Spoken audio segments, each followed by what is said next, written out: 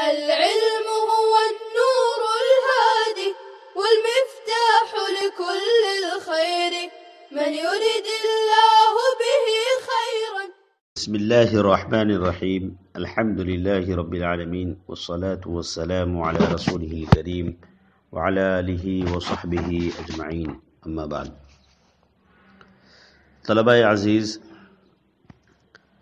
آج ہم فلسفے کا جو سبق پڑھنے جا رہے ہیں وہ ہے تداخل کے لغوی اصطلاحی معنی اور تداخل کن کن چیزوں میں ہوتا ہے اور کن چیزوں میں نہیں ہوتا. اسی طریقے سے تداخل اور حلول میں کیا فرق ہے اس کو ہم بیان کریں گے. سب سے پہلے تداخل کے لغوی معنی بیان کرتے ہیں. تداخل کے لغوی معنی ہے ایک چیز کا دوسری چیز میں داخل ہونا، ایک چیز کا دوسری چیز میں گھسنا. اس کو تداخل کہا جاتا ہے.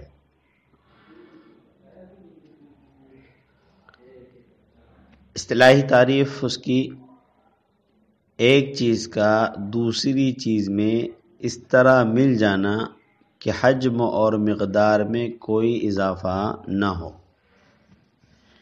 انفرادی حالت میں ہر ایک کا جو حجم اور جو مقدار تھی ملنے کے بعد مجموعے کا حجم اور مقدار بھی وہی رہے، جیسے دو خطوں کے سیروں کے ملنے سے نقطے میں تداخل ہوتا ہے. حجم جسم اور مقدار کمیت، مقدار جسے ہم جانتے ہیں. تو ایک چیز دوسری چیز سے اس طرح مل جائے کہ اس میں اس طرح وہ پیوست ہو کہ ایسا نہ ہو کہ پہلے جو چیز کی جو سائز تھی وہ سائز اس کی بڑھ جائے دوسری چیز کے ملنے کی وجہ سے. اس کو تداخل نہیں کہیں گے. اصطلاحی تعریف میں تداخل اسی کو کہیں گے کہ ایک چیز دوسری چیز سے ملے تو دونوں کے حجم اور اس کے جسم میں ان کی بناوٹ میں کوئی اضافہ نہ ہو، کوئی زیادتی نہ ہو.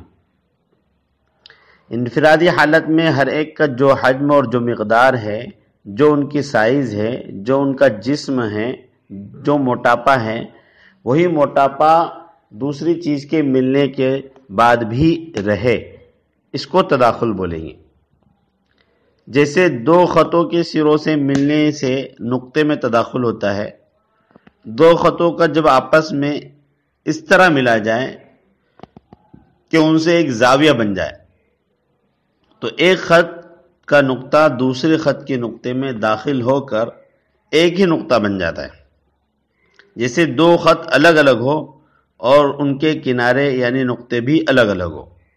جیسے آپ دیکھ سکتے ہیں اسکرین پر کہ دو خط کھینچی ہوئی ہے، دائیں جانب ایک لمبی رکیل کھینچی ہوئی ہے، ایک آڑی ہے، عمودی اور عرضی خط. تو اب یہ دو خط ہیں، آپ نے اس کو زاویے کی شکل میں بنا دیا. آپ دیکھ سکتے ہیں اس طرح آپ نے ان دونوں کو ملا دیا زاویے کی شکل میں. تو اب یہ جو عمودی خط اور عرضی خط تھی تو ان کا جو کنارہ تھا وہ نقطہ تھا دونوں کا. اب یہ دو نقطے تھے لیکن آپ نے اس طرح ملا دیا تو اب دونوں نقطے ایک ہو گئے. یہ تداخل ہے. اب ظاہر سی بات ہے کہ آپ دیکھ سکتے ہیں کہ دونوں کے ملنے کی وجہ سے ان کے حجم اور مقدار کے اندر اور ان کے جسم کے اندر اور ان کی موٹاپے کے اندر کوئی بڑھوتری نہیں ہوئی.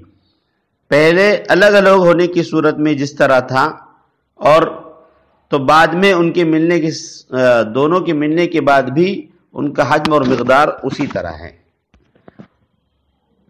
اور دونوں کی وضع اور مقدار ایک ہو گئی. اسی کو فلاسفہ تداخل کہتے ہیں. ایک خط کے نقطے کا دوسرے خط کے نقطے میں تداخل ہو گیا.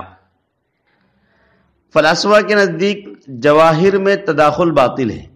جوہر کے قبیل سے جو چیزیں ہوتی ہیں ان میں تداخل جائز نہیں ہے، باطل ہے. یعنی جو مستقل اپنا جسم رکھتی ہے، وجود رکھتی ہے، جیسے کہ یہ ڈسٹر ہے اور یہ کاپی ہے، تو ان کا آپس میں تداخل نہیں ہو سکتا.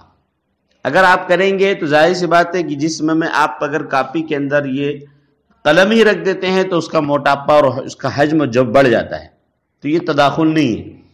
تداخل اس وقت ہوگا جبکہ دونوں جسم ملنے کے بعد ہر ایک کا حجم، موٹاپا اور مقدار اتنی ہی رہے جتنا کہ وہ انفرادی حالت میں تھی۔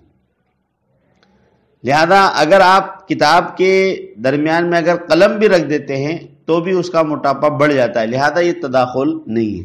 تو جواہر کی قبیل سے جتنی چیزیں ہیں جو اپنا جسم مستقل خارجی دنیا میں جسم رکھتی ہے تو ان کا آپس میں تداخل باطل ہے فلاسفہ کے نزدیک، یعنی دو جسموں میں تداخل نہیں ہو سکتا۔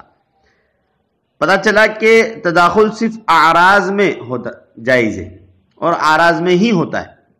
اعراض یعنی قائم بالغیر، عرض قائم بالغیر صفت کی قبیل سے جتنی چیزیں ہیں اس میں ہی تداخل ہوگا، جیسے کہ کہا کہ خط کے سرے کا فلاسفہ کے نزدیک نقطہ عرضیہ ہے، پس دونوں خط میں تداخل ہو سکتا ہے۔